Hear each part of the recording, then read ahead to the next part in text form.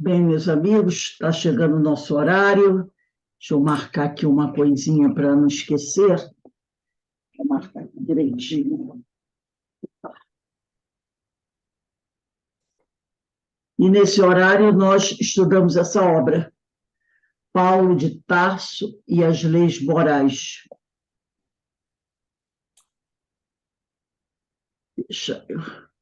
E nós estamos estudando o capítulo que trata de, deixa eu ver aqui que nós já, Lei de Reprodução, Paulo e Abigail.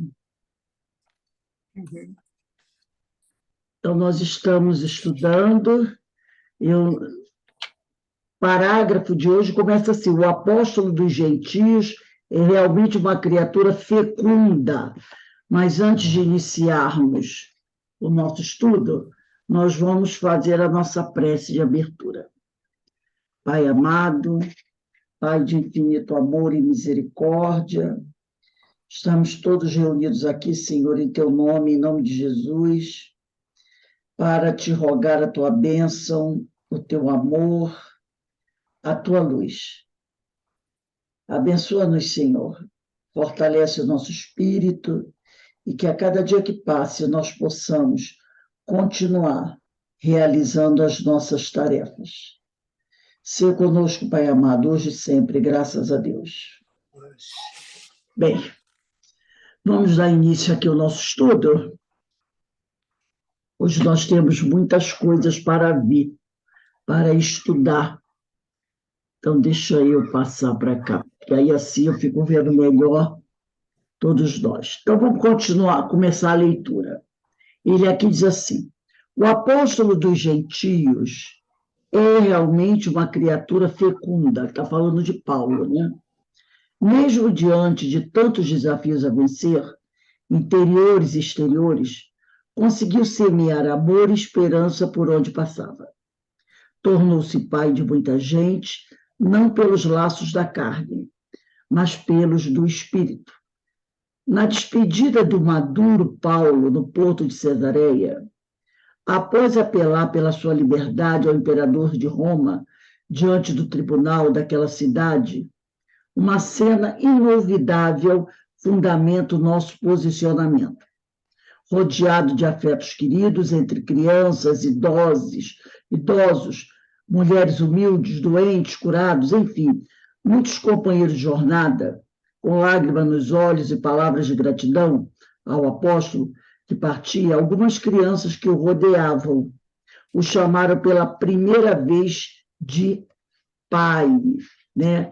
Isso está lá no livro Paulo e Estevão, no capítulo 4, Primeiros Labores Apostólicos, né? Não, minto, no capítulo 8, Martírio em Jerusalém. Paulo e Estevão, na segunda parte, capítulo 8, Martírio em Jerusalém, quando ele foi chamado pela primeira vez de pai. Paulo continua sendo pai espiritual de muitas almas até o dia de hoje. Para concluir, apresentamos um trecho da narrativa de Divaldo Franco sobre a vida de Paulo de Tarso e a sublimação da sexualidade contida no livro Sexo e Consciência, da editora Leal. Tá? Deixa eu ver se tem aqui o capítulo. Não, é só Sexo e Consciência. É uma compilação, né, de vários textos dos livros do Divaldo, Sexo e Consciência. Então, aí ele traz o trecho que ele diz assim: um dos maiores exemplos de aquisição de disciplina sexual e da canalização de energia para o bem é o apóstolo Paulo de Tarso, que era um espírito antigo e muito rico em desenvolvimento intelectual. Porém, antes da sua grande transformação, quando se tornou cristão e trabalhou com afinco pela divulgação dos ensinamentos de Jesus, ainda possuía uma evolução moral bastante precária, pois nessa primeira fase da sua trajetória terrena, ele revelou a ausência de sentido ético de respeito à vida. quando era rabino, foi responsável por inúmeras mortes, como o assassinato de Estevão, a pedrada. Não foi só Estevão que morreu, né, gente? Outros também morreram sob tortura, porque Saulo, né, mandou prender todo mundo e pensasse diferente dele. Principalmente aqueles que, de repente, ele estava percebendo que estavam seguindo o Mestre Jesus. Então, ele mandava prender, mandava torturar, mandava confiscar os bens, as propriedades de todos eles. Não foi só Estevão que morreu martirizado. O próprio pai, lembra daquele casal que ele encontrou no deserto, que ficou muito amigo dele? Esqueci o nome agora do casal. O pai do rapaz, né, foi um que foi preso, morto, teve os bens confiscados por ele, né? Tanto que eles fugiram lá para o deserto, fugindo de Paulo, fugindo de Saulo, né? E eles vão acabar encontrando Saulo e vão ficar até amigos sem saber quem ele é. Só quando ele está próximo de ir embora é que ele se revela para aqueles companheiros, né? Então, ele diz aqui, vários outros cristãos morreram pelas suas mãos. No entanto, né, Áquila e Prisca, disse aqui Denise, né? Áquila é o rapaz que o pai morreu, e Prisca era Priscila, a esposa dele, né? Então, ele diz aqui, vários outros cristãos morreram pelas suas mãos. No entanto, quando ia a Damasco para matar e tem um encontro com Jesus, a sua honestidade e lealdade à fé mosaica abre espaço para que ele agora aplique a mesma energia na causa do Cristo. Sua transformação espiritual foi absolutamente extraordinária. Por isso, eu acredito que Paulo, numa só encarnação, atingiu o ápice de evolução que se pode alcançar na Terra. Então, ele, do ponto de vista intelectual, não há o que duvidar, né? Ele era realmente um homem já com um espírito com um grande conhecimento intelectual, né? Quando ele reencarna, quando ele chega aqui, quando ele nasce, ele já trazia um grande cabedal intelectual. Isso sem sombra de dúvida. Mas, como ele diz aqui, ainda, um espírito ainda com uma evolução moral precária. Se não fosse assim, ele não teria feito o que ele fez, né? Então, ele ainda tinha uma evolução moral precária quando ele reencarnou, tá? Do ponto de vista intelectual, do ponto de vista do conhecimento da religião, ele já estava bem avançado. Mas, do ponto de vista da evolução moral, era bastante precária. Tanto é que ele pintou o bobão como Saulo, né? A gente sabe que para poder condenar Estevão, ele corrompeu muita gente. Ele corrompeu muita gente, né? E mandou matar, prender, expoliar, confiscar muita gente também, né? Então, agora, esses 30, 40 anos que ele trabalhou pelo Evangelho foi um trabalho realmente muito, muito intenso, que o levou a conquistar uma evolução moral, vamos dizer assim, invejável, podemos dizer assim, né? Fantástica. Tanto que ele coloca aqui. E ele, né, conseguiu uma transformação espiritual muito grande nessa vida, enquanto ele, nesse restante de tempo que sobrou para ele, né? Para ele fazer. Então, eu não vou dizer que ele se tornou um espírito de altíssima envergadura, poderia talvez não dizer isso, mas numa encarnação só, como Paulo de Tarso, ele realmente deu um altíssimo salto de qualidade, né? Um altíssimo salto de qualidade. Realmente, e foram dois espíritos que eu acho que nessa encarnação fez isso. Sendo que Paulo já tinha o lado intelectual muito bem desenvolvido. Para ele aí não houve dificuldade na parte intelectual. Ele já era um espírito que tinha bastante conhecimento, quando chegou aqui, com todo o estudo que ele teve, só foi se aprimorar mais. Do ponto de vista moral, não, ele tinha lá suas dificuldades. Mas um outro espírito que eu penso que tenha dado um grande salto de qualidade e que não, acredito que talvez não tivesse a parte intelectual tão desenvolvida quanto ele, foi Maria de Magdala.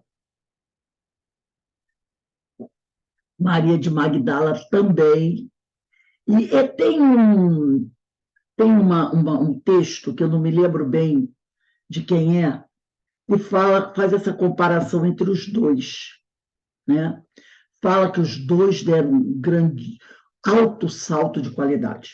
Texto ou livro, Rose? Oi? É texto ou livro? Foi um livro que eu li, mas eu não me lembro qual foi. Falava sobre isso. Eu Mas, gosto muito de Maria de Magdala. mas dizia o seguinte, que no caso dela foi muito mais acentuado, porque ela não tinha esse apoio do intelecto nessa encarnação, entendeu? E ele tinha. Então, ele fala o seguinte, que a Maria de Magdala, diante de tudo aquilo que se falava da vida dela, que a gente não sabe se é verdade ou não, mas diante de tudo aquilo que se falava dela, ela foi do lodo à luz, entendeu? Se aquilo que falassem da vida dela, que ela era uma mulher voltada para questões de sexualidade, se isso for verdade, o que não diminui nada o valor dela, né? Muito pelo contrário, não diminui nada. Ela foi do lodo à luz, de alguém que vivia totalmente para as coisas materiais, o que Saulo não vivia. Então, lembra do comportamento dele não querer se misturar com certas coisas, práticas sexuais, com aquelas é, frequentar cabarés, essas coisas assim, né? Ele tinha essas questões de orgulho, vaidade, mas ele já tinha uma moral, sabe, bem centrada do ponto de vista do convívio social. E ela, pelo que a história diz, não tinha isso. Então, que ela foi do lodo à luz. Então, o caminhar dela, além de ter sido mais difícil, porque ela era uma mulher que tinha que enfrentar todo aquele tipo de preconceito, e ele não. Ele era o doutor da lei. Quer dizer, ele meteu os pés pelas mãos, mas ele tinha a favor dele toda uma sociedade. Seus pares o aplaudiam, né? Ele só vai sofrer mesmo, né? Depois que ele se converte. Ela não, como mulher, desde que nasceu, vai sofrer preconceitos, né? Porque as mulheres daquela época, né? E depois, onde ela termina a vida dela? Os leprosos, né? Então, fazem essas duas comparações de dois espíritos que deram um grande salto de qualidade na encarnação. Saulo, Paulo de Tarso e Maria de Magdala. Mas que o dela foi assim mais difícil, do ponto de vista que tinha todo um contexto que era contrário à mulher. E ela venceu tudo isso, entendeu? Por exemplo, Joana de Cusa, que também deu um grande salto de qualidade. Mas Joana de Cusa já era esposa de um governador. Então, era uma mulher que já tinha uma cultura, era uma mulher rica, entende? Que vivia numa sociedade, tinha um outro tipo de vida. Ela também fez uma grande renúncia, mas em comparando a vida dela, o dia a dia dela e de Maria de Magdala, há uma diferença. De certa forma, Joana de Cusa tinha uma proteção, que era a sociedade dava ela. Ela era esposa de um grande administrador, um político, alguém muito reconhecido da cidade. Então, ela tinha, dentro da vida dela, do dia a dia, mais facilidades que as mulheres pobres, como Maria de Magdala, né? Que eram mulheres muito pobres, paupérrimas, podemos dizer assim. Então, o pessoal sempre chama atenção para isso. Aí ele diz aqui, né? Ele, Saulo, né? Confessava que muitas vezes não fazia aquilo que queria, Paulo, né? Mas exatamente o que não desejava, demonstrando ser uma criatura frágil, com dramas emocionais que necessitava superar, como qualquer um de nós. Contudo, era portador de vontade férrea. E, nesse sentido, como nos outros, é um personagem fascinante. Então, Paulo sempre dizia: por que eu ainda faço o que não quero e não faço o que quero? Aquele problema que nós temos, né? Nós já sabemos o que é o correto, mas por que nós ainda não fazemos esse correto que nós sabemos que é, e ainda fazemos o que nós sabemos que não é o melhor fazer? Então, não é falta de conhecimento, é falta de força de vontade. Mas, apesar de tudo isso, uma das coisas que caracterizam Paulo na sua vida é a vontade férrea que ele tem. Ele tem uma vontade férrea. Você vê que em tudo que ele faz, né, a vontade, ele não se deixa abater. Quando ele toma uma decisão, acabou. Ele vai fazer aquilo de qualquer forma. E ele não deixa que nada o abata. Isso também foi uma das coisas que trouxe para ele, no relacionamento com os companheiros, certas dificuldades, né? Ele dizia: eu vou fazer e acabou. Eu vou fazer, eu vou fazer. Deu até os atritos, né? Deu até os atritos lá com o Tiago, com o pessoal da Casa do Caminho, porque ele tinha essa coisa, né? Eu não vou deixar para trás, eu não vou parar. Tomei uma decisão, eu vou até o fim. Aí ele diz aqui: entre os seus dramas evolutivos, o apóstolo confessava ter um espinho na carne. Ao longo dos séculos, muitos teólogos se questionaram sobre o que seria esse espinho, sem que nenhum estudioso propusesse uma explicação satisfatória. Eu também, diz o Guilherme Del Valle, me perguntei durante vários anos: que espinho seria esse na carne de Paulo? O que é que lhe constituía um tormento? Até que cheguei a uma conclusão pessoal. Reflexionando por um largo período, concluí que aquele homem vigoroso e audaz era um indivíduo com todas as funções sexuais em plena atividade. Era um homem jovem, forte, né? Por isso, ele também possuía impulsos fisiológicos, que são normais em qualquer ser humano, como decorrência do funcionamento hormonal, ainda por ser um homem belo e jovem. Entretanto, Paulo decidiu canalizar suas energias fisiopsíquicas para entregar-se totalmente ao seu ideal. E isso lhe constituía um espinho, pois essa canalização sempre será um trabalho que exige elevados níveis de disciplina e persistência. Então, ele tomou uma decisão. A decisão dele qual foi? Eu vou trabalhar para o Cristo. Eu vou trabalhar para o Cristo. Não vou deixar que nada me impeça. E aí ele fez essa renúncia, né? Porque ele poderia muito bem ter contraído novas núpcias. Era comum os homens daquela época ficarem viúvos e se casarem novamente, entendeu? Assim como vários discípulos de Jesus eram casados. Não foi só Paulo que foi casado. Todos também foram casados, que era normal. Até porque ele não estava fazendo nada de anormal ao se casar. Era uma coisa sadia, saudável, né? Formar família, ainda mais naquela época, né? Havia essa questão de formar uma família, de construir ali o seu futuro. Então, não havia nada de anormal nisso para ele.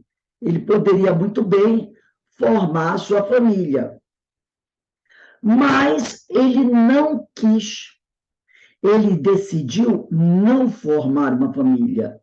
Então, para um homem daquela época, né, que, de tradição, de família, ele também teve uma família, ele também teve uma irmã, viver sozinho, até porque algumas vezes a solidão bateu forte na vida dele, porque ele foi obrigado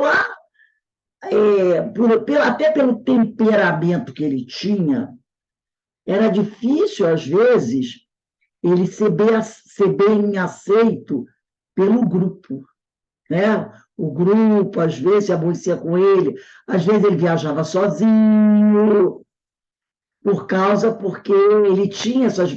Ele teve problemas com Ananias, o grande amigo dele, e com outros também, com Pedro, com Tiago, pelo jeito dele ser, pelo temperamento dele, né? Então, ter uma família, né? E aquela na época era comum a pessoa até viajar com a família, né? Fazer viagens, levar a família, levar os filhos, levar a esposa, para ele era difícil esse tipo de vida, né? Então, aquilo era, de certa forma, um espinho na carne para ele. Então, ele diz aqui, mas ele fez essa renúncia para entregar-se totalmente ao seu ideal. E isso lhe constitui um espinho, pois essa canalização sempre será um trabalho que exige elevados níveis de disciplina e persistência. Toda vez que você renuncia a alguma coisa que é muito importante para você, é preciso ter disciplina para se manter. Eu vi uma comparação assim, boba, né? Até boba assim, da questão, é importante, mas da questão de seriedade. Quando você começa a fazer dieta, por algum motivo. Nossa, ainda mais envolvendo comida, né? Como você tem que ser disciplinado, né? Para não se deixar levar, né? Ah, aqui tem um docinho, aqui tem uma coisinha, aqui tem um refrigerante, e você tem que, não tem que ser aquela disciplina ali, né? A persistência para você não desistir. Então, toda vez que você faz uma renúncia em prol de alguma coisa, no caso da dieta, em prol da tua saúde, que é uma coisa muito importante, você tem que ter disciplina, você tem que ter persistência para levar aquele projeto até o fim. Aí ele diz aqui, além disso, para a visão mosaica, o erro não estava somente em executar o ato equivocado, mas também residia em pensar nele, o que é uma sutileza conceitual que merece reflexão. O próprio Jesus já nos dizia que pensar no erro, se pensássemos no erro, já estaríamos cometendo adultério. Isto é, já estaríamos, de alguma forma, assumindo um compromisso negativo. Quer dizer, não é só fazer o fato, cometer o ato. Pensar nele já é um erro. Por quê? Nosso pensamento é matéria. Então, quando você pensa em alguma coisa que não é adequada, você já está, entre aspas, pecando pelo pensamento. Você não precisa nem idealizar o fato. concretizar o fato, mas só pensar já levou você a pecar, né? Como ele diz aqui, já estamos assim assumindo um compromisso negativo. Todas essas reflexões, diz o Guilherme, né, me levaram a entender que o apóstolo sentia com frequência a inclinação biológica para manter relações sexuais, pois todo ser humano experimenta esse impulso. Por mais transcendência que a sua vida tenha alcançado, ele permanecia enclausurado no corpo físico, ou seja, mantinha-se na carne que o atormentava com espinho doloroso. No livro Paulo Estevão, Emmanuel confirma, de maneira sutil, que o apóstolo Paulo experimentava os tormentos do sexo. Nesse sentido, sua tarefa era sublimar os impulsos para não ter conflitos, uma vez que ele próprio havia optado por dedicar-se plenamente à causa cristã, sem abrir espaço em sua vida para outras preocupações. Pela sua disciplina férrea, conseguia superar os obstáculos como se dispunha, né, a sublimar todas as funções, comendo pouco, dormindo pouco, trabalhando muito, né? E renunciando aos prazeres imediatos. O organismo se encarregava de eliminar os excessos de energia sexual por meio das poluições noturnas, né? Então, eu trouxe aqui um texto do livro Lampadário Espírita, deixa eu compartilhar aqui. Está aqui. Tá. É esse aqui. É da Joana de Ângeles, e ela fala aqui sobre problemas do sexo. Acredito que vocês todos possam estar vendo aqui. E ela está no capítulo 39, ela diz assim: atônito e angustiado sob a constrição deprimente da vasta propaganda do sexo alucinado, lentamente perdes a diretriz do equilíbrio, diante do desvario que em todo lugar comanda homens e mulheres, conduzidos a estados lamentáveis. Então, era isso que o Paulo estava lutando, por isso o espinho da carne, para não perder a diretriz do equilíbrio, tá? Porque em vários lugares que ele ia, surgiam oportunidades. Lembra o caso daquela moça que era noiva, e a mulher se apaixona por ele e quer, de qualquer maneira, manter um relacionamento com ele? E o noivo dela percebe o fato, e chama até a atenção do Paulo, e aí ele acaba dizendo para todo mundo que eles tinham que estar mais preocupados com a moça, porque ela estava doente. E ele acaba indo embora da cidade até com medo que ela acabasse sendo acusada de alguma coisa e fosse castigada. Então, olha as questões aí, né? Se ele não fosse um homem muito equilibrado, ele poderia o quê?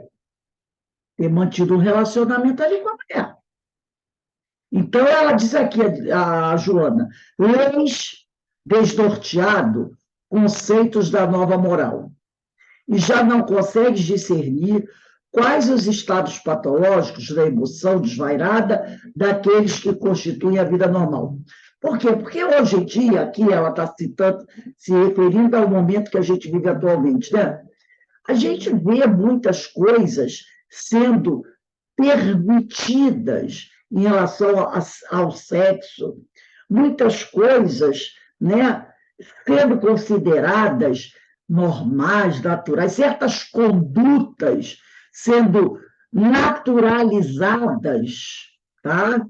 Porque o pessoal diz que é a nova moral, são tempos novos, e, com o passar do tempo, as pessoas já não conseguem mais discernir o que é o estado patológico da emoção desvairada daquilo que constitui uma vida normal.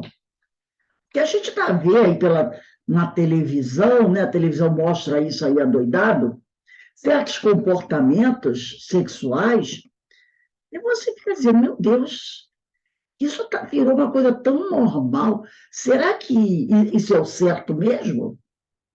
Então a pessoa já fica duvidando, porque está aí para todo mundo ver, né? Aí a Joana diz assim: tratadistas preocupados em granjear público delirante, tem agora, né? Essa inundação de os influencers, né? Aí vai lá para a internet e faz uma série de colocações, né? Tratadistas preocupados em granjear público delirante investem, aventureiros, nos problemas graves do comportamento humano, abordando questões de transcendente importância, ao paladar da imensa neurose que se apossa das multidões, e apresentam figurações desvirtuadas da realidade, como se o homem nada mais fosse do que um animal que pensa, produzindo em ti compreensível desajuste ético.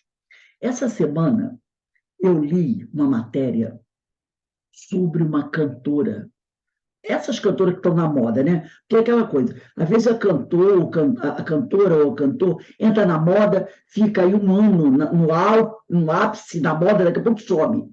Aí depois vem outro. Essa agora está muito na moda, né? Apesar que ela deu uma escorregadinha aí, falando umas besteiras. E ela, todo o conjunto da obra dela é muito sexualizada, muito, muito sexualizada. Ela até deu uma declaração, foi muito polêmica aí a respeito de professores, um negócio assim. E eu fui ler. Aí, né, a pessoa falou assim, aí um jornalista lá botou uma pequena biografia sobre ela. E eu fui ler. Muita gente estava criticando ela, dizendo que o trabalho dela é uma droga, aquela coisa toda, né? Eu disse, e falando, né, que as músicas, tudo que ela faz é muito sexualizado. Aí eu fui ler. Quando eu li sobre a vida da criatura desde a infância, essa mulher, ela teve uma vida terrível. Desde criança pequenininha, ela viveu nas ruas. Quando não era nas ruas, ela vivia de favor na casa das outras pessoas. Então, ela usou drogas, ela foi abusada sexualmente nas ruas, porque ela foi garota de rua, como também nas casas, quando ela era recolhida e mandada para alguma casa, ela também. Então, ela, no meu entender, que é muito pouco, é uma criatura altamente desequilibrada, emocionalmente, psiquicamente, entendeu? Nossa, e o que ela faz? Pelo que eu entendi, ela pega toda aquela dor, aquele sofrimento que ela traz dentro dela, e ela coloca na obra dela, dirigindo as coisas muito para o lado do sexo. Porque talvez tenha sido as questões de mais difícil para ela, né? Como criança na rua, como adolescente na rua, sendo abusada sexualmente, não uma vez, mas várias vezes. Isso deve ter trazido para ela, pelo que eu entendi, traumas terríveis, terríveis, terríveis, terríveis. E ela é jovem, e ela, acredito que canaliza tudo isso para a área do sexo. Então, as apresentações que ela faz, dos shows que ela faz, a música que ela faz, tudo tem conotação sexual, mas não é aquela conotação sexual suave, não. É uma conotação sexual violenta, agressiva, entendeu? Ela fala do sexo agressivo, do sexo violento, desse sexo que pode até levar à morte, à agressão. Parece que ela traz uma grande raiva, uma grande revolta dentro dela. E ela canaliza isso para a área sexual. Então, ela coloca na obra dela isso, mas de uma forma, sabe, agressiva. E ela disse uma frase, né, numa das entrevistas que ela deu A frase era mais ou menos assim. Hoje, porque ela agora está rica, ela está muito rica, ganhou muito dinheiro com a obra dela, porque tem gente que admira isso, gosta disso. Olha a questão da afinidade. E aí, né, compra, assiste show, dá like, tudo isso vira dinheiro, né? Então tem gente que simpatiza com isso, com esse tipo de trabalho que ela faz, com essa violência, essa expressando o sexo violento desse jeito. Tem gente que gosta, e ela está muito rica. E ela disse assim, agora, até por ela estar rica, eu não preciso mais morar na rua, eu não preciso mais dormir na rua, eu não preciso mais fazer nada, obrigado. Eu sou dona do meu nariz, eu me mando. Entenderam? Eu não vou mais viver na rua. Então, ela fala essas frases de forma muito forte. Então, você percebe que aquela criatura tem dificuldades, né? Muito, apesar de ser muito jovem, ela não deve estar com seus 23, 24 anos, né? Então, a gente percebeu o que ele diz aqui.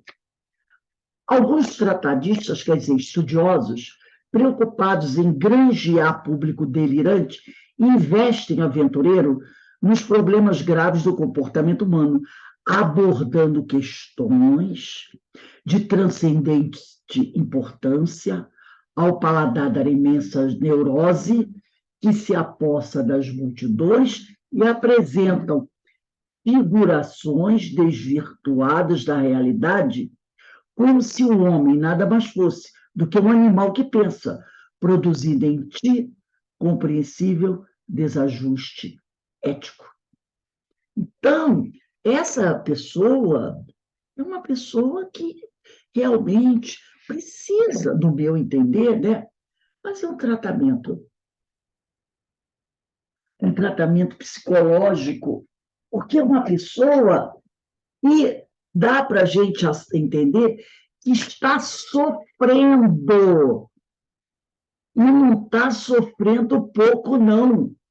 Está sofrendo muito. Isso é um sofrimento. Eu fiquei assim, quando eu li a vida dela, eu fiquei consternada com a forma como ela fala dessa situação, entendeu? Então, ele diz aqui, ouve conferências e acompanha discussões de sexólogos de ocasião, e trafejam rotas novas, convertendo o ser num feixe de sensações de baixa ordem, e te perturbas com a paisagem moral então em moda. Para onde te voltas a dissolução substitui a dignidade, e as resistências do caráter se esmaecem e se desacreditam, avassalando desoladoramente os cenários da terra. Somente se fala, se vê, se considera o sexo no seu aspecto menos recomendável. Qual seja o rebaixamento dos valores genésicos. Olha as músicas que a gente escuta, né? Falando de atos sexuais, assim, usando as expressões bem chulas, né? A condição de miserabilidade moral. Constatas, porém, nas dúvidas que irrompem, vigorosas no teu íntimo, que eles, os patrocinadores da sexolatria, e os aficionados das paixões alvitantes, estão atormentados, olha aí, infelizes, deslizando, líderes que se fizeram da presente geração nos resvaladouros nefandos do suicídio ou sucumbem degitosos nas masmorras de elegantes manicômios, nos quais, aniquilados, aguardam a dádiva da desencarnação que demora. A imensa plateia dos descaracterizados morais, infortunados e infortunadores, aure, no entanto, nas regiões do submundo espiritual, de onde procedem novas especulações espezinhadoras, quer dizer, opressoras, para o próprio flagício, espalhando anomalias. Não te perturbes e não te atemorizes, diz Joana. Aprofunda os conceitos da Boa Nova, com acuidade e te surpreenderás com a luminosa mensagem ética do Cristo, cujo conteúdo mais se fez consentâneo, né, adequado com os dias presentes, e mais se afigura vigoroso como fonte inexaurível que é para a felicidade humana, caminho único, conhecimento exequível, em que se transforma para a mentalidade técnica, já que, a seu tempo, as mentes ainda não adredemente preparadas não a poderiam compreender. O sexo é a usina de força para a perpetuação da vida na Terra.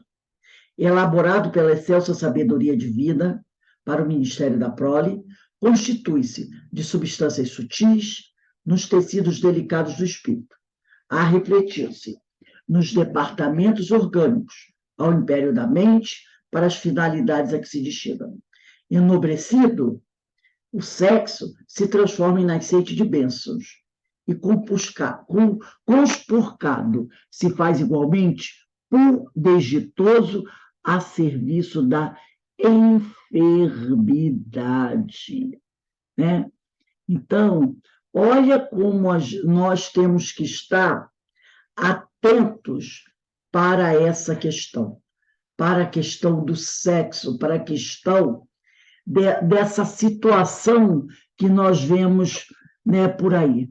E a gente vê isso na televisão, nas músicas, no comportamento de várias pessoas, e a gente não pode dizer que esse comportamento é só de jovem, não. A gente vê muita gente madura tendo comportamentos muito, né, questionáveis em relação ao sexo. Daí essa preocupação de Paulo com essas questões. Alguém gostaria de comentar alguma coisa desse texto da Joana que nós lemos?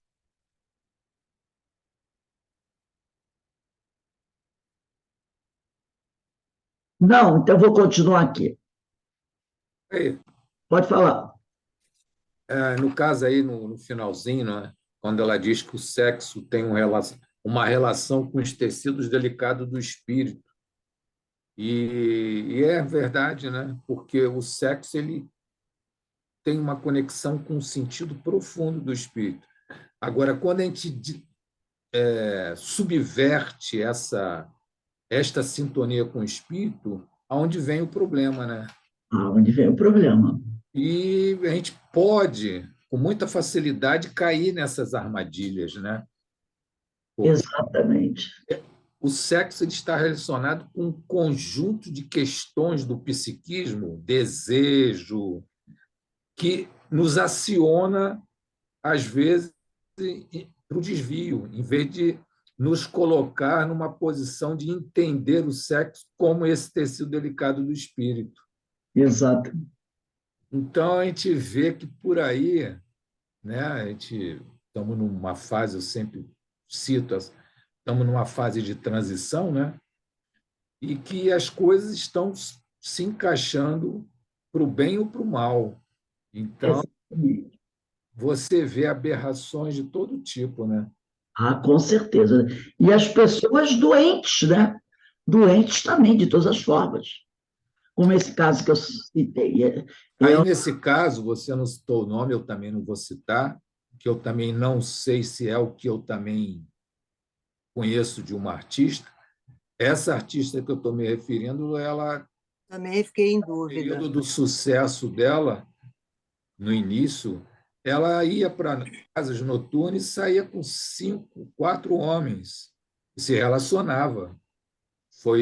Surgiu até reportagens sobre esse tipo de atitude, bem promíscua. E depois eu não tenho certeza, essa artista, depois agora recente, foi perceber que estava com HIV. Então você vê como é as coisas, né? Tem fama, tem dinheiro, tem, pode-se dizer, poder, né? Porque tem a mídia na mão dela, e está totalmente perdida, sem utilizar o sentido do sexo como um tecido delicado do espírito. É aquela coisa, né? Realmente a gente não importa quem seja, a gente citou aqui só como exemplo da criatura, que pode ser qualquer um de nós, né? que, de repente, se deixa levar, qualquer um de nós, qualquer um de nós está suscetível Suscetível, exatamente. a envolver, né? Então, o que mais me chamou a atenção foi perceber o quanto a criatura sofre, o quanto a criatura está sofrendo. E se você for olhar, analisar, a criatura está sofrendo, gente. Luta constante, é uma luta Tem um vazio, constante. né, Rose? É uma solidão, um vazio. E isso pode envolver qualquer um de nós. Por isso que a gente precisa vigiar e orar muito. Porque qualquer um de nós... Exatamente, não cair em tentação, né, dessas coisas. Exatamente. Porque me veio aqui à cabeça agora, Rose, quando houve a revolução sexual, né, que surgiu anticoncepcional, a sociedade, as pessoas eram reprimidas sexualmente. Sim, sim. Todo mundo se mantinha reprimido porque, se mantivesse o relacionamento, tinha o perigo de engravidar. Com o anticoncepcional, houve a possibilidade de se praticar o sexo sem haver a possibilidade da gravidez. E aí que uma liberdade que se tornou libertinagem, porque muitos se perderam nessa Não, é época de guerra liberdade, também, tudo ou nada na guerra, possível, né? Ninguém passou a exercer o sexo nos tecidos delicados. Muito castrada da vida inteira, né? Em todas as encarnações, sempre muito castrada, ela sofreu muito com essa questão, né? Ela sofreu muito com essa questão, porque a mulher sempre teve, né, um preconceito muito grande em relação à mulher, né? Então, ela vem sofrendo essa questão ao longo do tempo, né? Exatamente.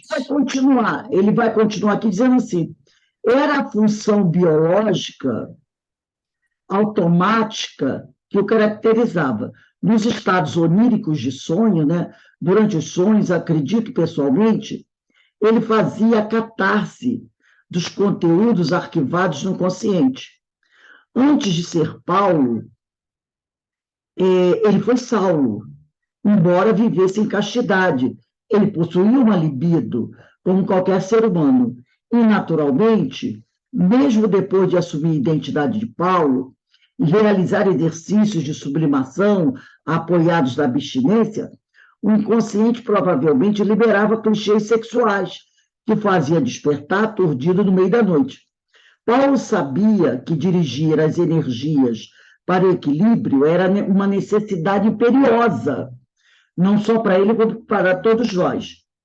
Né? Dirigir nossas energias para o equilíbrio é uma necessidade para todos nós. Afinal, quando a energia sexual não é bem direcionada, ela desfigura as pessoas, que se transformam em subcriaturas, aqueles indivíduos insatisfeitos e atormentados que não se relacionam sexualmente, mas são psiquicamente desequilibrados.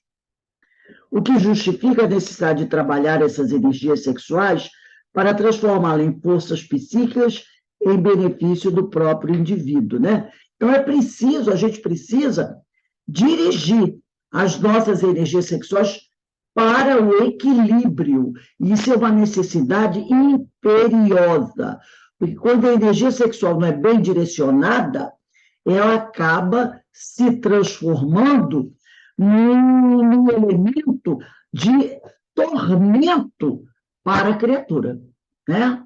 Tormento. E aí a pessoa pode se desequilibrar psiquicamente, daí a necessidade da gente trabalhar essas energias sexuais, para que elas se transformem em forças psíquicas, a nosso benefício, e não como nossa destruição, não como elemento de nossa destruição. Então, para encerrar a aula de hoje, eu trouxe um outro texto aqui da Joana, que complementa o outro, continuando aquele, né, do capítulo 39, quando a Joana diz assim: quando as circunstâncias insidiosas, quer dizer, traiçoeiras, da vida de relação, chegarem aos painéis da tua mente, com apelos de viciação, busca o nascedouro da oração e acalma os tormentos utrizes, vingativos, nas águas tranquilizantes da entrega espiritual, através da comunhão pela prece. Então, quando a pessoa se sentir, né, envolvida, atingida por essas energias, por esses tormentos, por esses pensamentos desequilibrantes, que ela deva procurar a prece para o equilíbrio. Se a ardência da inquietude perturbar o silêncio necessário ao intercâmbio de que necessitas, insiste e insiste, até que a calma substitua a agonia e a renovação da paz harmonize as tuas forças para o roteiro por onde deambulas, por onde vagueias, buscando a perfeição a que aspiras. Porque, às vezes, esses pensamentos tormentosos, que podem ser até potencializados por espíritos obsessores, não é? A gente sabe disso. A gente sabe que isso também pode ser potencializado, né? O espírito obsessor sabe do nosso calcanhar de Aquiles. E aí ele potencializa isso, para que você viva esse tormento, né? Segunda-feira a gente vai falar, no Livro dos Espíritos, sobre questão de sintonia, afinidade, sobre questão de campo vibratório, sobre formas de pensamento que eu vou trazer para a gente ver isso aqui. Muitas vezes o espírito obsessor potencializa isso, potencializa as formas de pensamento em nossa mente, para que você fique vendo aquelas cenas, aquelas coisas, e isso acabe te desequilibrando totalmente. Uma pessoa que tem a questão do sexo como uma problemática, ela pode se deixar levar também. Então, ainda tem esse componente obsessivo que ainda pode perturbar, piorar mais a situação da criatura. Por isso que ele diz assim, ó, ore, insiste, diz a Joana, até que a calma substitua a agonia e a renovação da paz harmonize as tuas forças para o roteiro, por onde vagueias, buscando a perfeição a que aspires.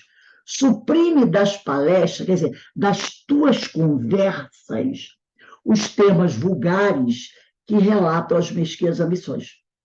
Porque, normalmente, quando a pessoa tem uma dificuldade em relação a questões sexuais, ela gosta muito de conversar sobre isso.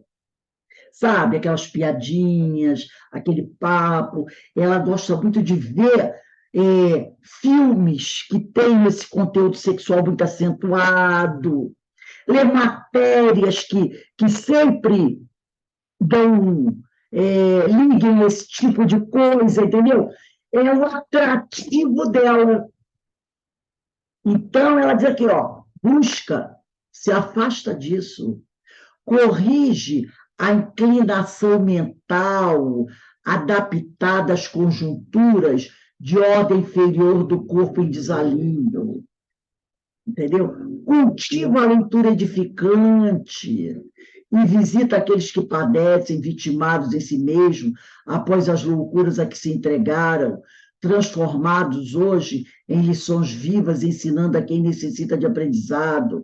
Vai lá no hospital, vai procurar, de repente, uma clínica, né, onde tenham pessoas assim, para que você possa perceber que, se você não tomar cuidado, você pode estar ali amanhã. Entendeu? Procura coisas que te tragam ensinamentos e te afasta dessas coisas.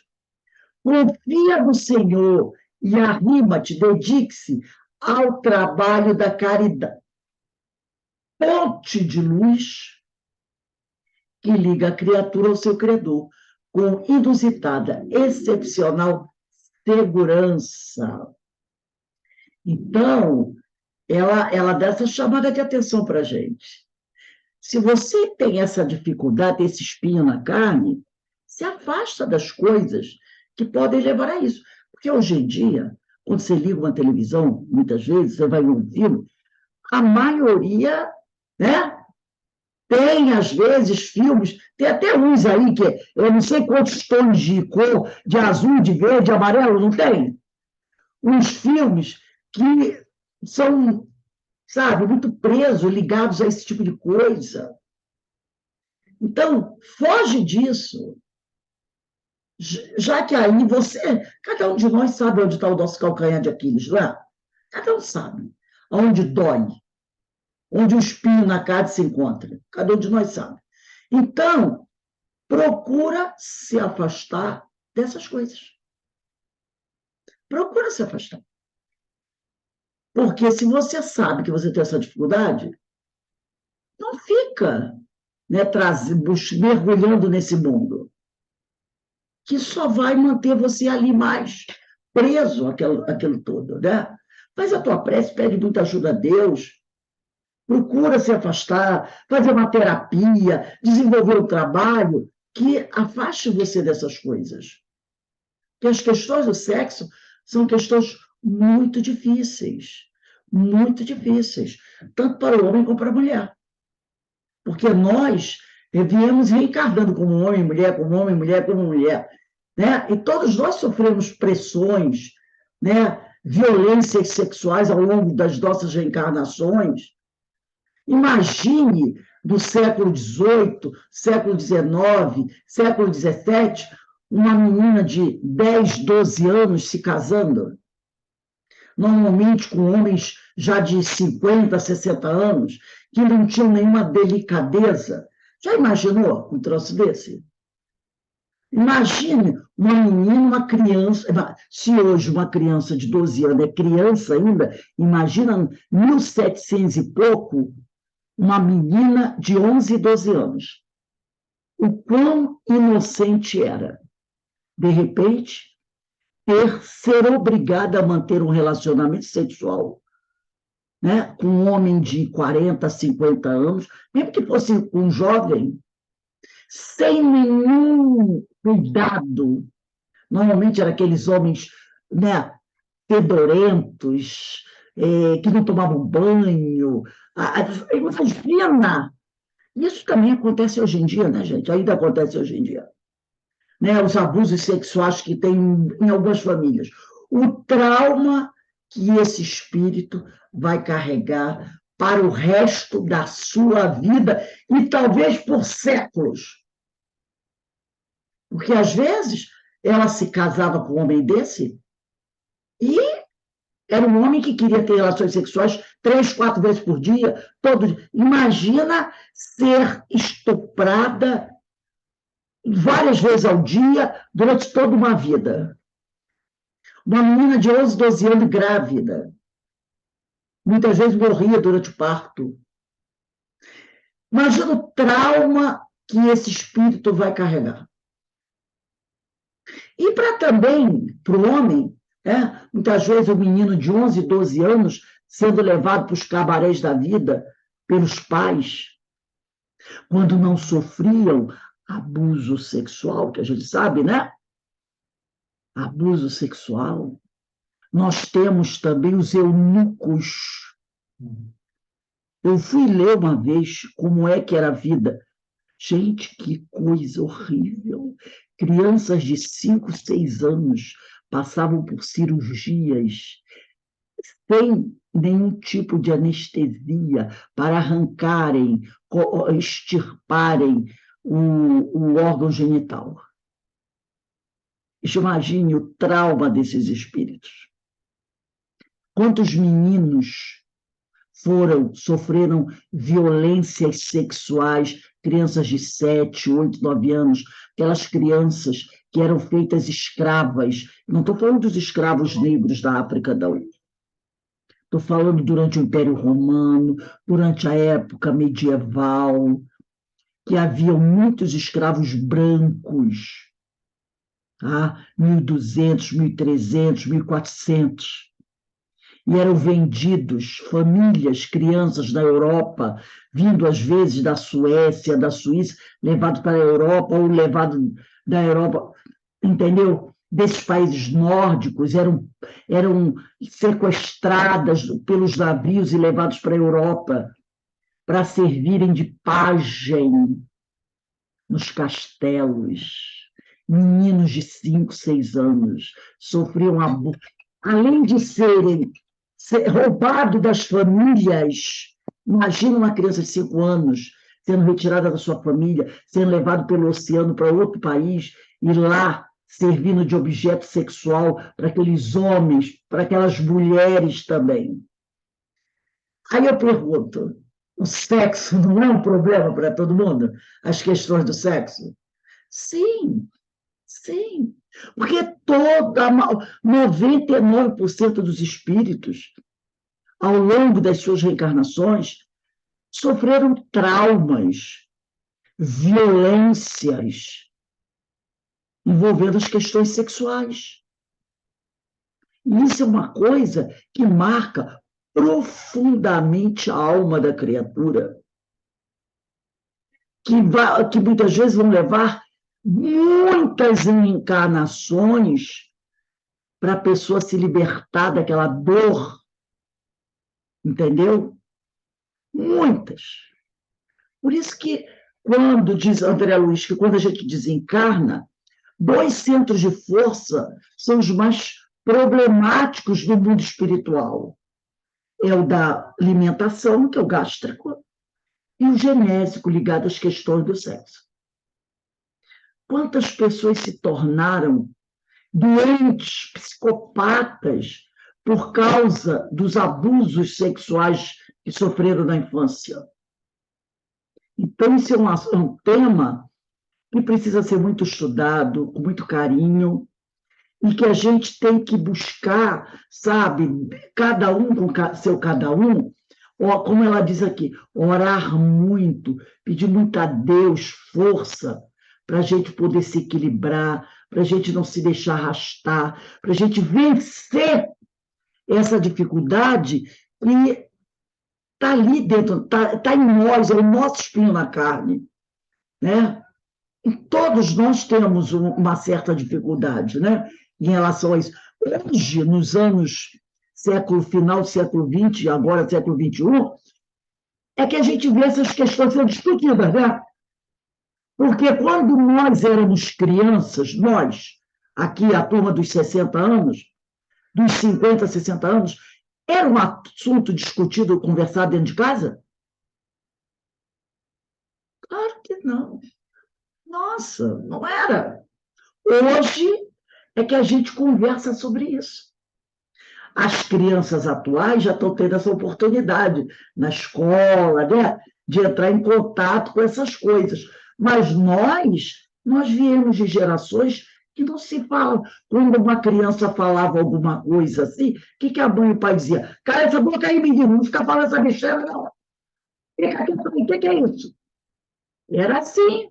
Mandava aquela, quando não apanhava. E aí e aprender as coisas de forma equivocada na rua, com os colegas. Então, são questões que a gente precisa ainda conversar muito. Semana que vem, eu tenho aqui 2 textos, um deles foi até a Carmen que pediu, para a gente conversar sobre a questão da homossexualidade e da união homoafetiva, e sobre a adoção de crianças. Eu preparei esse material, e esse material vai ficar para a semana que vem, dia 25. Aí, dia 25, dentro desse assunto envolvendo a questão do sexo, que a gente vai conversar sobre essas questões também, que é outra questão que todos nós ainda temos, né, dúvidas, dificuldades para a gente entender, né? Que como diz outro, é um assunto novo para a gente ainda, né? Essas questões dessas uniões homoafetivas e outras coisas mais. Mas assim, a gente vai conversando e vai trocando ideia, e isso tudo vai nos ajudando a gente ter uma compreensão melhor das coisas. Alguém gostaria de falar alguma coisa sobre isso? Hoje, a Denise. E principalmente, né, não julgar, Isso. né? Porque nós temos o hábito de ouvir certas notícias, de ficarmos chocados com aquilo, se aquilo te atinge, se aquele assunto para você é algo tão difícil de se falar, é porque você tem algum problema em relação a isso. Então, não julgue o outro. Você também não sabe que caminhos você traçou né, por onde você passou nessa sua caminhada, né? É interessante que a gente, quando houve tipos de notícia que nos traz atenção sobre isso, e principalmente sobre essa discussão de se falar sobre esse assunto na escola, torna-se algo assim, bem complicado, mas é algo que a gente não pode deixar de falar, levantar junto aos pais, junto aos responsáveis, aos nossos netos, aos nossos filhos, abrir a mente a questão desse assunto, porque é muito importante mesmo. E tem muita gente que tem muita dificuldade, né? Que não aceita que a escola diga isso. Com essas coisas ensina em casa. Como vai ensinar em casa se os pais não sabem, não conhecem, né? Então as pessoas têm muito preconceito. Não. Para falar disso, as coisas a gente ensina em casa. Como ensinar em casa? Será que todos os pais e mães têm o preparo para ensinar alguma coisa sobre isso em casa? É claro que não. Se a pessoa muitas vezes foi reprimida em relação a isso. Então, esse assunto tem que ser um assunto, tem que ser falado, tem que ser conversado, tem que ser refletido, porque é um assunto que traz ainda muita dificuldade para todos nós, e muitas pessoas, tá? Então, estão sofrendo muito por causa disso. E elas procuram... E também, Rose, mas, por exemplo, eu nunca tinha ouvido falar isso na época que eu estudei em religião nenhuma. Sim. Nem na época do catecismo, muito menos, né? Não se... E na época Só falava em castidade. Também não, estudei em colégio de freira, hein? Nunca se falava nisso de jeito nenhum. Do espiritismo também, nunca tinha ouvido falar. Ninguém falar sobre esse assunto. Aí é uma castidade, né? Uma polêmica que tem que ser... A gente precisa. Nós temos principalmente para os jovens, né? Na nossa Sociedade de Estudos Espíritas Francisco de Assis,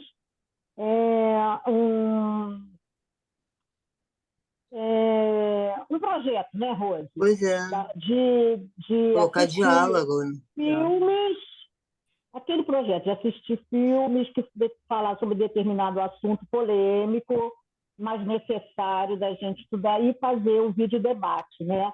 Faz parte ainda da... A gente não sabe quando que vai ser, não. A gente vai ver isso, de repente, a gente pode fazer até online também, para a gente assistir, porque são coisas que a pessoa diz assim... Tem que debater, né? A pessoa diz assim... Nós temos um monte de assuntos desses polêmicos para estudar. E às vezes a pessoa diz, não mexe nesse assunto, não.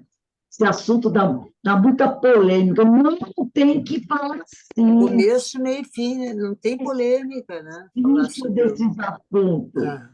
Não tem essa coisa, deixa isso aí, vai mexer nisso, dá muito tititi. Ora! E as crianças estão levando a pior parte. Para poder mexer, você botar para fora, para você falar sobre isso. Preparar os jovens, né? Até pensar sobre isso, né? Exatamente. Até pensar sobre isso. De nós não tem dúvidas sobre essas questões? Claro que nós temos. Então, nós temos que falar, temos que estudar. Esse texto, esse capítulo 39 aqui da Joana de Ângelo, do livro Lampadário Espírita, quem tiver o Lampadário Espírita, vai ver. Esse livro está muito...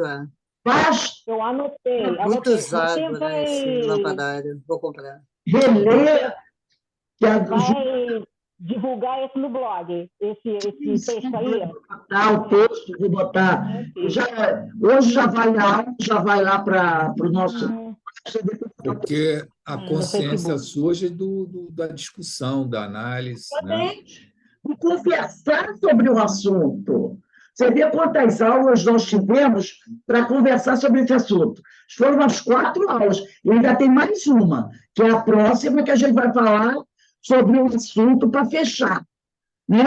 Por que precisamos falar sobre isso? Isso é uma dificuldade para todos nós. Porque é um assunto muito tabu, né? Muito tabu. Nossa, tabu atrás do outro. A sociedade, desde a época de Eu Jesus. acho que é o assunto de mais tabu. Você pode falar de política, do que for e tal, e tendência. Quando chega no sexo, sabe, todo mundo. Ou seja, por que surgiu o dogma da virgindade de Maria? Pois é. Eu lembrei do Paulo de Tarso é que nos Isso, trouxe, né? por causa disso. Esse Porque interesse de como é que as trabalhar. pessoas daquela época iam entender, aceitar Maria, a mãe de Pois é. Jesus, tendo uma relação sexual? Virgem Maria, Haja Espírito visto, né, Santo. Rose, que o Mas eu sexo, até desde lá ontem, eu da acreditava. antiguidade, foi colocado como pecado. Aí, É, exatamente. e Igreja Haroldo Dutra, uma Católica. vez, estava fazendo uma análise e ele disse que a tradução foi errada, não é por aí. Pois Sim, é. aí Vai você, falar a isso hoje Igreja ainda. Católica, cria o dogma da virgindade de Maria, a Imaculada, porque não podia admitir Gente, que que Jesus era coisa tivesse suja, coisa. nascido como fruto de uma relação sexual. Porque o sexo era visto pela igreja como algo pecaminoso. Exatamente. Maria, depois que Jesus nasceu, se continuou imaculada. José foi e virou tipo assim, um sacerdote, e Maria ficou totalmente dedicada ao alto e nunca mais o casal teve nenhum relacionamento sexual. Como é que a igreja cria esse mito? Ah, Por causa que o sexo era visto como uma coisa pecaminosa. Mas a maioria dos padres, como dizia Paulo, deixavam a carne queimar de desejo e tinham seus relacionamentos. pois é, pois é. Perdidos, Coisas que e pregavam nem isso. Freud explica, né? Nem Freud explica. Então, é a questão da dificuldade. Hipocrisia, né? Hipocrisia. Pô, Hipocrisia, que as pessoas falam ah, e fazem. É uma coisa ah. normal, gente, o sexo. Coisa Dá para normalíssima. Eu discutir converso com o meus quê? netos, eu converso Não é o bem que faz, é o tranquilamente mal e que com faz, né, para qualquer as pessoa. pessoas. Ah, É a coisa mais natural, entendeu? pois é. As pessoas que botam esse negócio de pecado, tudo é. Ah, E Deus deixa do homem na terra É, o ato da reprodução através do sexo. é o ato da reprodução, quer dizer, coisa mais santa que o ato da reprodução. Se você pensar isso, Ser se pai e não ser fosse mãe. uma coisa suja, Deus não criou de outra forma. Jesus falou que ele Porque, não veio derrogar a lei.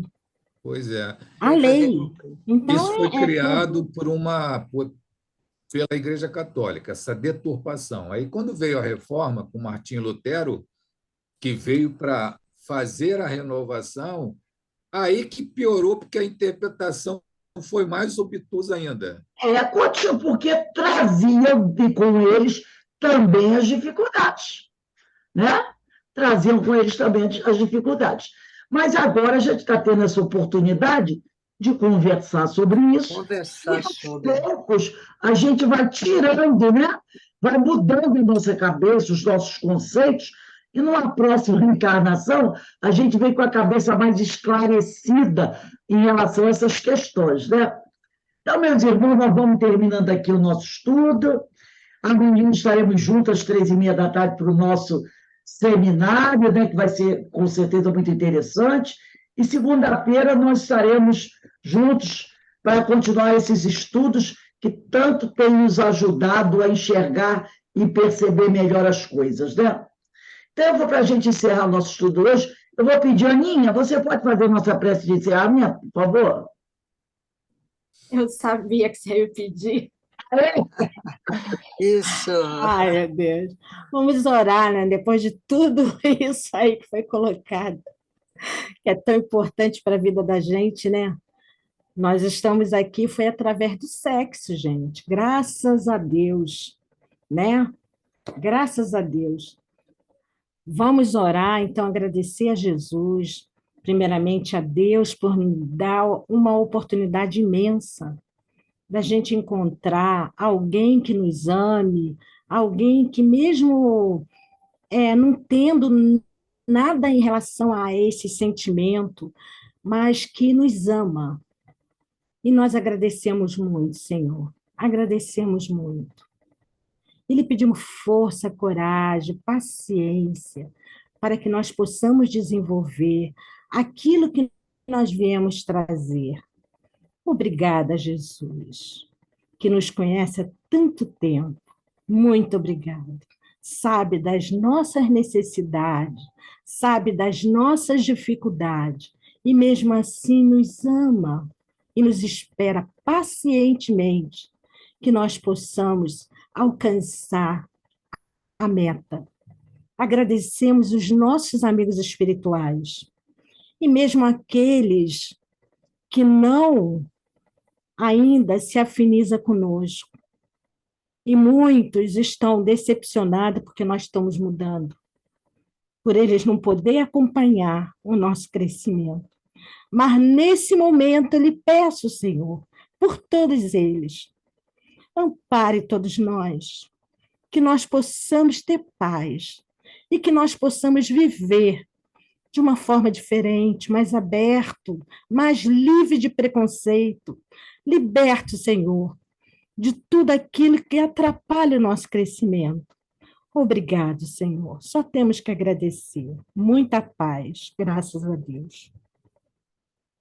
Graças a Deus. Bem, meus irmãos, um bom fim de semana a todos, que Deus nos abençoe e nos fortaleça. Ó, beijão para todos.